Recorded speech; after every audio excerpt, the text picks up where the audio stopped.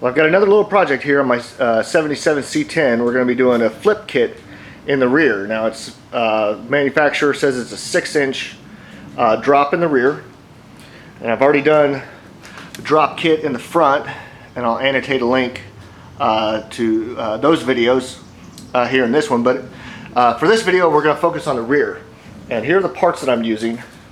Here's the flip kit itself, part number 6852. It's a Belltech flip kit. You got the new little perches go underneath the axle, U-bolts, top plates, bump stops.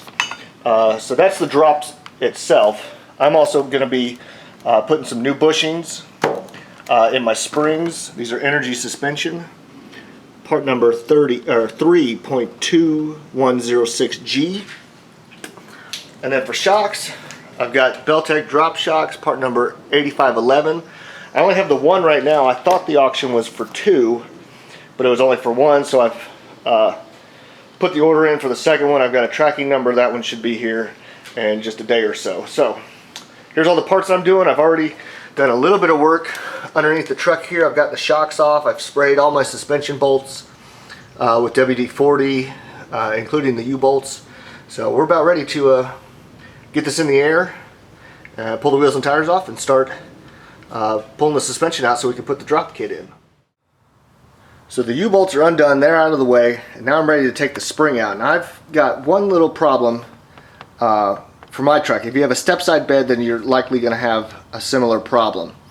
The lower bolt holding the shackle in place comes very close. In fact, if you pulled that straight out, it would hit the inside of the fender. So what I'm going to attempt to do is loosen the rear as well as the front bolt, rotate the spring a little like that so that the bolt is pointing downwards, and hopefully I can pull the bolt down and out of its little hanger there at an angle like that. Okay, the front spring hanger is a little bit tricky, but it's not too bad. I'm using a 7/8 inch wrench. That's what the nut takes on the inside.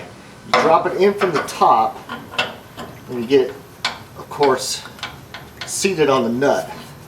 Now, the bolt here on the outside takes a 13/16. So, let me get myself in position here. Get my breaker bar in place. Get my wrench back in place. Now I'm just going to let the wrench butt up against the spring hanger and let the spring hanger hold it while I twist it out.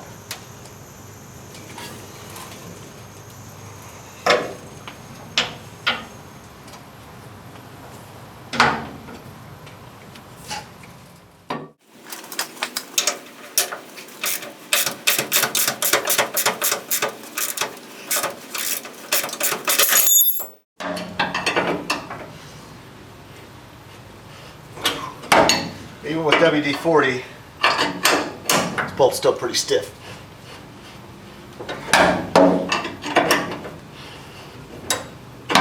So I have the front of the spring removed from the hanger.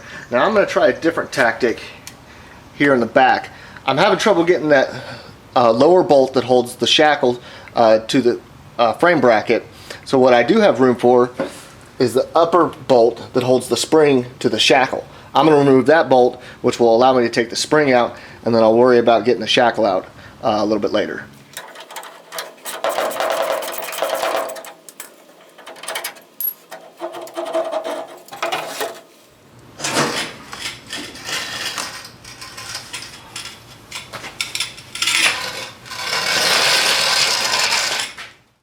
So there's no way that I can get this bolt out without removing the fender.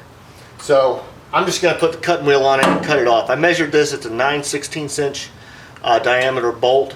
So I'll just go to the hardware store, pick up some grade 8, a couple of grade 8 9/16 bolts, one for this side, one for the passenger side, because my new bushing kit came with enough bushings to do both spring eyes plus the shackle bushing here.